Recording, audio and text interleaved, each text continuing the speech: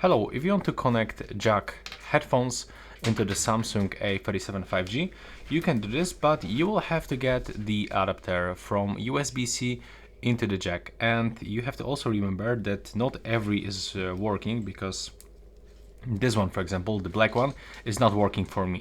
So we have to purchase this one that will be supported, and there's no any list available on the website that will actually give you this information. So we have to just purchase a few of them, then test them, and for example return this one that not work.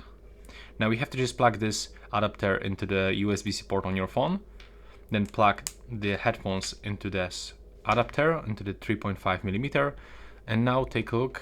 When you go for volume adjustment, we can see this earphones icon, which means that we are successfully connected. So that's how it works, and you just need to purchase this adapter from USB-C into the headphone jack.